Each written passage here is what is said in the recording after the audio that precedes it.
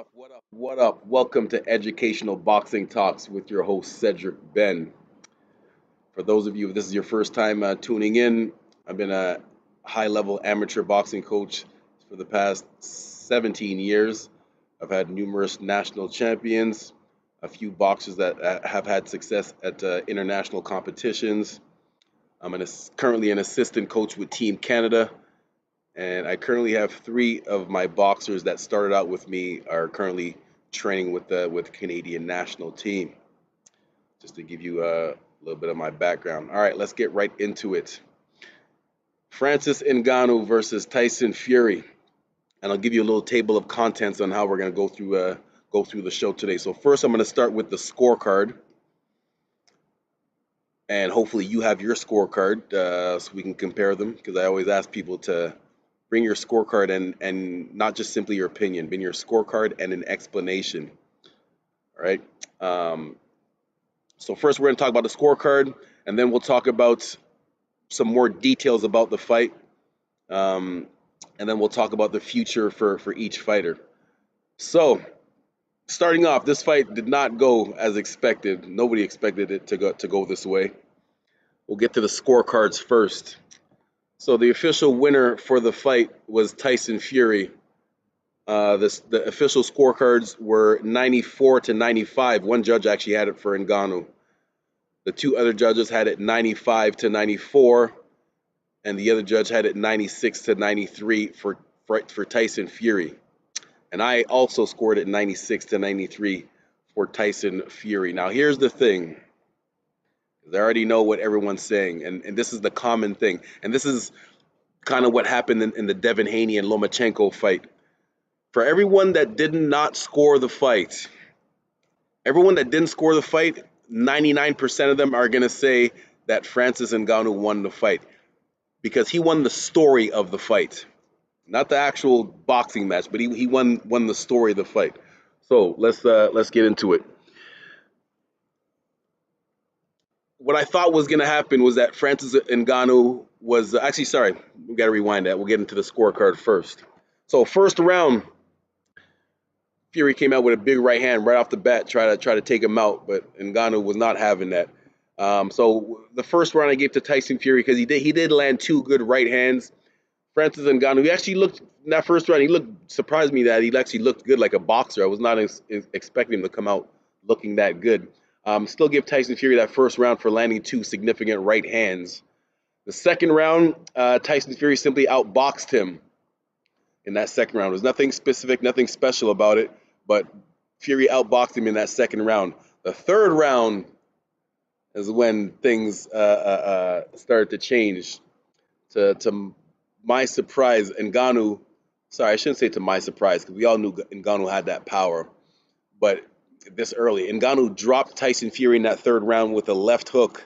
And just to show you Ngannou's power, man, like it didn't even look like he did turn his hip and his foot a little bit, but like it didn't even look like he put his whole body into that counter punch, that counter left hook, that grazed. It even hit Tyson Fury on the chin, like grazed his forehead, and he still went down. And that facial expression that Tyson Fury had when he went to the ground, like if you can hear this facial expression, he was like, "Whoo!" He knew that power was real, and that was the beginning of how things turned around in that fight for Fury. So obviously, when you get dropped at the pro ranks, you lose the round.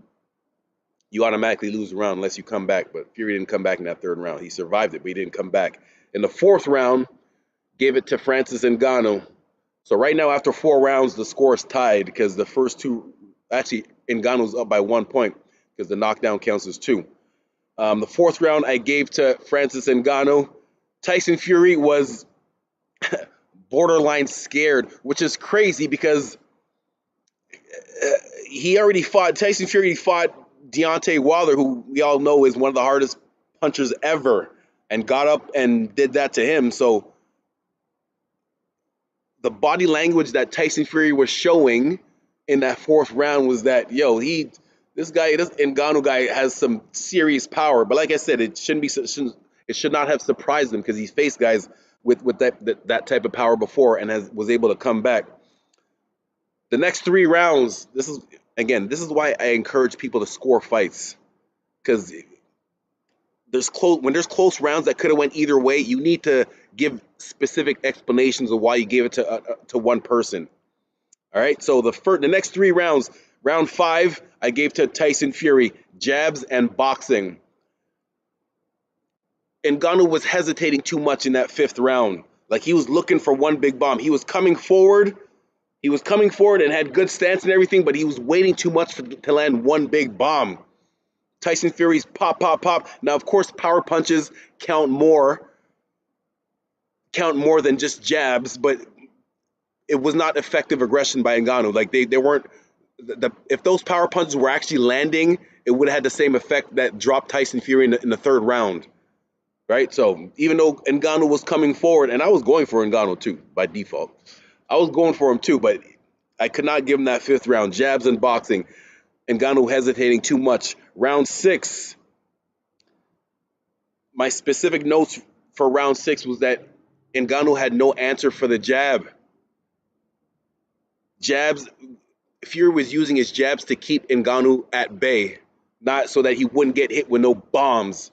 And that was the main thing. Yes, it was just a jab. It might not have been a pretty power punch that, make the crowd say ooh or ah, but it was an effective punch to keep Francis Ngannou from just charging forward. He was coming forward, but again, it was not effective aggressive. He wasn't doing anything to stop Tyson Fury from moving around, not cutting off the ring. He was throwing punches, but they were missing or being blocked, not landing. If those punches were landing, then it would have been a different story for Tyson Fury. He wouldn't have been able to go with the 10 rounds if Ngannou's punches were landing. Round 7, I marked it as a close round. Sorry, I also marked round number 4 as a close round. That could have went either way. Round 7, I also marked it as a close round. Could have went either way. So if you marked it, if you scored it for Ngannou, I ain't mad at that, because my notes for round 7 was barely. It just looked like my specific notes was Fury looked like he had better stamina in that round 7. I was expecting Ngannou to run out of gas earlier. He actually looked very good. He only started to move around with his mouth open around round 7, 8. And it was only 10 rounds, so if it was 12 rounds, it might have been a different story. But so in that 7th round, again, not much difference. Ngannou was coming forward, but Tyson Fury's stamina with his good jab was keeping Francis off of him. That's the main thing that was keeping Francis off him. Round 8, I marked it as a clear round for Francis Ngannou. That's all I wrote for my notes was clear. A clear round for Francis Ngannou, round 8. And then round 9 and 10, I put a star beside round 9 and 10 because both of those rounds, again, could have went either way. Both of those rounds could have went either way. My notes for round 9 was that Tyson Fury was barely boxing better. Again, it was close, barely boxing better, so that wasn't that much, man. And the same thing for round 10, the final round. My notes was just Tyson Fury just barely boxed better, just barely landed the better punches. So that's the scorecard.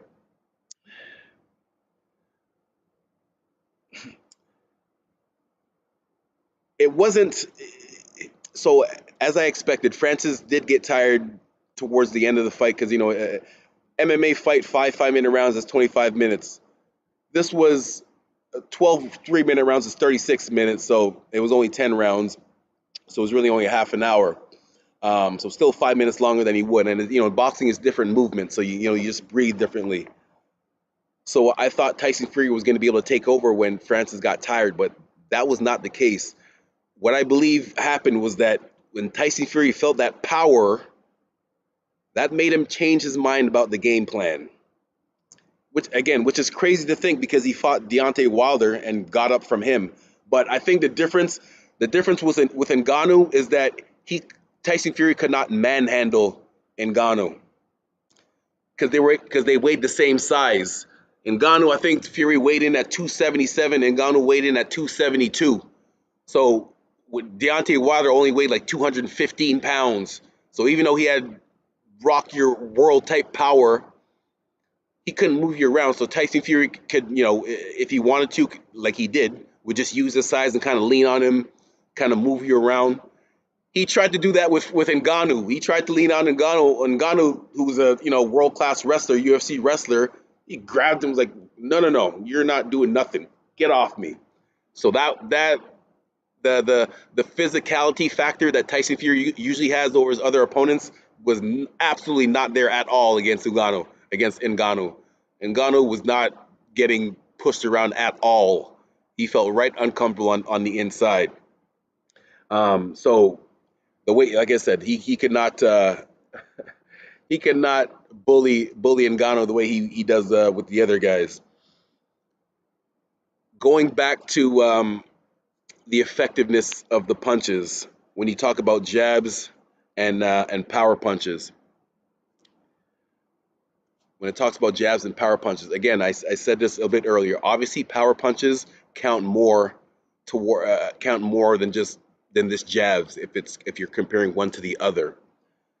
But this was not the case. And again, if for the people that did not score the fight, they're gonna say, these are the exact words they're gonna say. Well, Francis was the one that was being more aggressive and coming forward. Yeah, he was, but again, it was not effective aggression. Because if just a few of those punches actually landed on Tyson Fury, again, it would have been Tyson Fury would not have been able to move around and use his jab to keep Francis off of him because his legs would have been too gone from getting rocked. So, yeah, he was being aggressive, but it was not effective aggressive. Now let's specifically look at some of the power punches, the compu stats. Let me pull it up here. So when it comes specifically to the power punches, right? Because that's what everyone was thinking on. Everyone was talking about. Everyone's saying yes, Fury might have been landing more jabs, but Francis was more with the power punches. Well, let's look at the stats here. I'm not even going to go through the jabs because was clear for Tyson Fury. But as far as the power punches, listen to the stats here. So, and we'll go from rounds 5 to 10 because the first half of the fight was a little bit closer. The second half of the fight is when people are. That's the second half of the fight that people remember the most because if a fight's half an hour long, if you don't score the fight, it's hard to remember if the first part what happened 25 minutes earlier or 20 minutes earlier in the first half of the fight. So if one person is doing better in the second half of the fight and then they lose, that's all that people remember. So let's go through the final punch stats of power punches. This is from round 5 to 10. So round 5, Fury was 4 for 11, 36%. Ngannou was 3 for 12, 25%. So Fury was higher percentage in power punches. Round 6, 2 for 5. He only threw 5 punches. Fury only threw 5 power punches, landed 2 of them. Ngannou threw 14 and landed 4. So the activity was there. That maybe is what's confusing people because the activity was there. He threw almost 10 more punches, but only landed 2 more. Round 7, again, Fury 3 for 4, Ngannou 4 for 11. So he threw again a lot more punches, 7 more punches, but only landed 1 more. So again, fake activity, making it look like he's clearly winning. Round 8, Tyson Fury 6 for 15 for 40%, Ngannou 7 for 29 for 24%. All right. So again, Ngannou threw almost 15 more punches in that round. Almost 15 more punches, only landed 1 more. Only 1. Round 9, Tyson Fury power punches 3 for 6, Ngannou 1 for 7. 3 for 6, 1 for 7. That was round 9, and that was the round that I marked as a close round. And then round 10, the final round for power punches, Tyson Fury was 2 for 6, Ngannou was 2 for 7. See what I mean? So this is what I mean about Tyson Fury won the fight. Francis Ngannou won the story of the fight. He won the story because this guy, professional boxing debut, was not supposed to be able to hang with the person that everyone says, not me. I'll get into the details about that after. That most people were saying is the best boxer, heavyweight boxer of this generation. And he went the distance with him and did very good for himself. So much respect to Francis Ngannou. Number 4.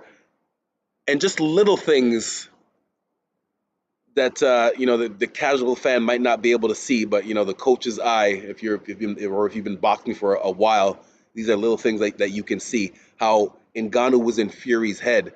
Little things like you see when Fury turned to southpaw. Let me rewind that. When I'm coaching the boxers, I tell people you can switch orthodox to southpaw, but have a purpose to do it. Like if you see an advantage that you can take it, something that you can take advantage of, if you switch your stance, then do that. But don't just switch just for the sake of switching, just to show you I can do it. When Ngannou, I think it was the third or maybe the fourth or fifth round, Ngannou switched to southpaw, and Fury, he did it. He switched to southpaw too, but he didn't do anything out of it. Like Fury didn't do anything different. You can tell that he just switched for the sake of switching, because just to show Ngannou that I can switch too. So, and that just tells me a sign that Ngannou was in Fury's head. Fury and his camp, they were not expecting, including myself. I'm not going to say Fury. Nobody was expecting Ngannou. I guess besides his camp, was expecting him to box as well as he did, like that. And so I think that surprised Fury that he boxed as good as he did. It also surprised Fury that he was not able to manhandle Ngannou like he did with other people. And then the crazy thing is that Francis, judging by Fury's body language, Francis Ngannou might have more power than Deontay Wilder. I'm just judging by Fury's body language, because again, he got dropped multiple times by Wilder, who again we all agree is one of the hardest punchers ever. He got up multiple times and still stopped him. But with Ngannou, that he was not trying to mix it up after he got hit that one time. He was straight trying to box, and that's what he did, and won the fight. Where are we at? Why Ngannou? This is one of the. Okay, so that's enough about the fight there. Let's get into a few details. I'm going to get a few details about each fighter now, starting with Ngannou. So this guy, and this is one thing that I noticed. Like Ngannou was not afraid at all. This guy was not afraid at all. And one of the things that I think it comes from, just from that working with the MMA world for a few years now. Shout out to MTC, Maximum Training Center, the #1 MMA gym in Windsor. Working with some MMA guys, specifically when it comes to sparring. Because in MMA they fight with 4-ounce gloves, when they spar boxers with bigger regular boxing gloves, like a lot of times the MMA guys, they don't mind taking 2 or 3 punches to give you 2 or 3 of their hard ones, right? Because they're used to getting hit with 4-ounce gloves. So when in boxing, you fight with 8 and 10, and then you spar with like 16-ounce gloves. So like for MMA guys, them 16-ounce gloves are like pillows. So when it comes to sparring, they don't mind taking 2 or 3 to land 2 or 3 bombs of their own on you. The reason why I bring that up is because that's what it looked like with Ngannou and Francis. On top of that, coupled with the fact that even though Fury knocked out Wilder and Dillian Whyte most recently, for his career, he's not really known as a knockout puncher, as a power puncher, right? He's not really known as a knockout puncher. So with that being said, I think that's what gave Ngannou the confidence to not be afraid and just box him and come after him the way he did. Because even there was some punches, Fury actually did land some good punches. I just talked to you about the power punches. Fury was actually landing, but Ngannou just walked right through that like it was nothing. As a matter of fact, Fury actually landed a dirty elbow. I don't know if you guys, I didn't even notice it during the fight. I only saw it in the replay. Like he threw a punch. He didn't even, the right hand didn't even come close to the face. He just threw this and just followed through with his elbow. And Ngannou took that and just walked forward like it was nothing. Maybe that's why it wasn't noticeable in the fight. Because Ngannou had absolutely no reaction to taking an elbow to the face from Fury. So yeah, I talked about, they don't mind taking a little bit more chances with the softer boxing gloves. They don't mind taking more chances with them softer boxing gloves, because if they catch you, especially when you're used to punching with them 4-ounce gloves, you can really feel your power.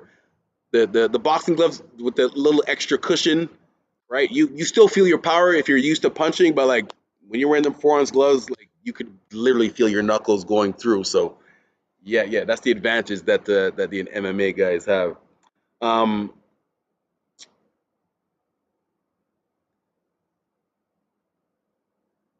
Tyson Fury, and then I'll end with going back to Ngannou again after. So I don't know, man. This guy's something else. Because this is what I said. I've been saying this for years now, and I have my receipts to back it up. I've always said Tyson Fury is a very good boxer, but he is not as good as everyone was saying he was, or is, or was, whichever the right word to use.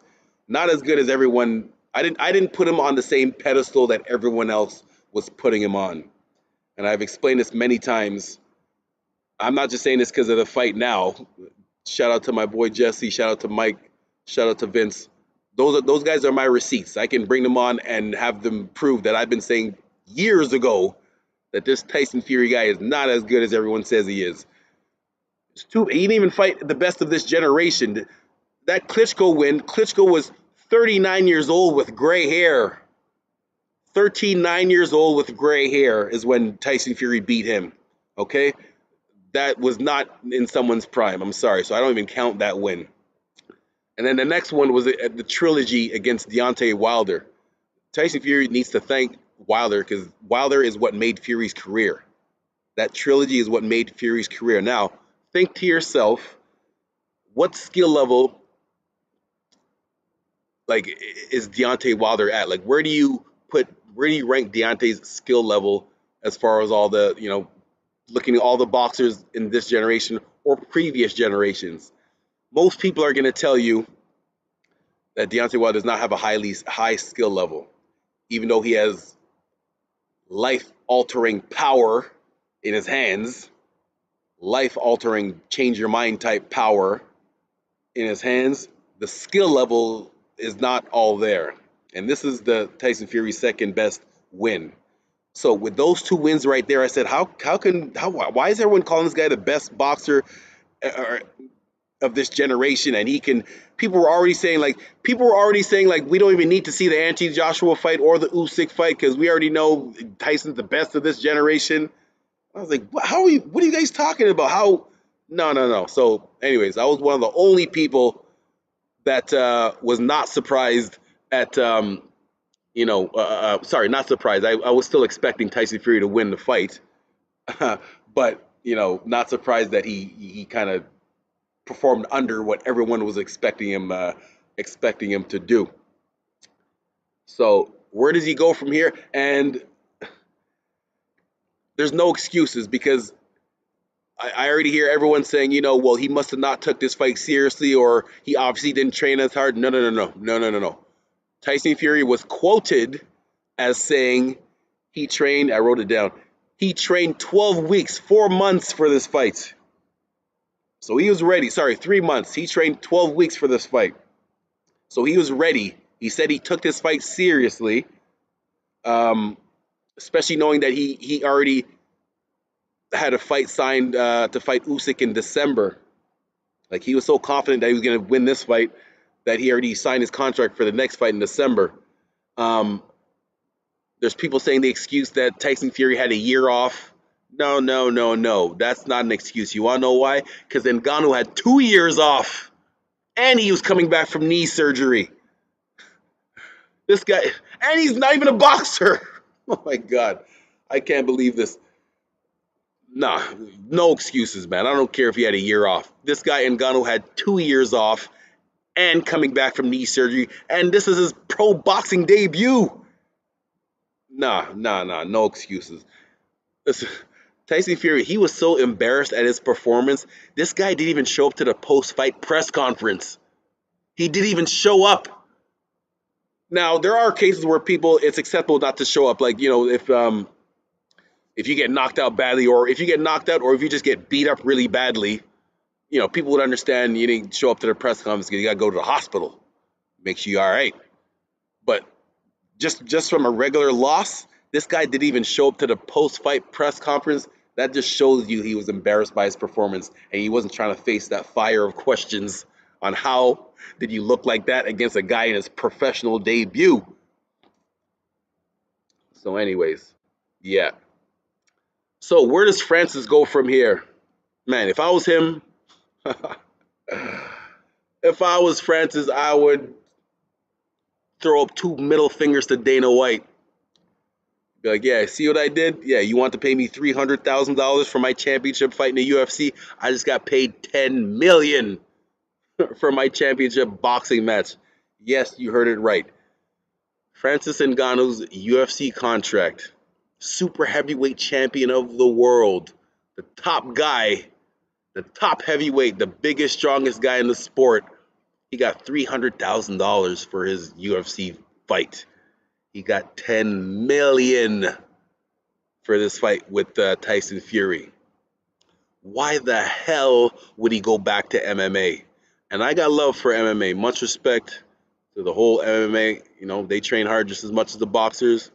I respect those guys and girls. As far as the finances, though, the paychecks, um, specifically when it comes to Francis right now, he needs to stay, like, ride this wave while it's still hot. He's also up there. I think he's like 35 or 36 years old, so it's not like he has time to develop. He just got paid 10 mil. The whole world is on his back right now because a lot of people are thinking that he won this fight. He needs to capitalize on that and take on the other guys. Like you know what's crazy to think? I can't believe I'm actually about to say this. Deontay Wilder versus Francis Ngannou would actually be a very even fight. If you think about it, and it would be crazy to think that Francis Ngannou actually has the chance and power to knock out Deontay Wilder.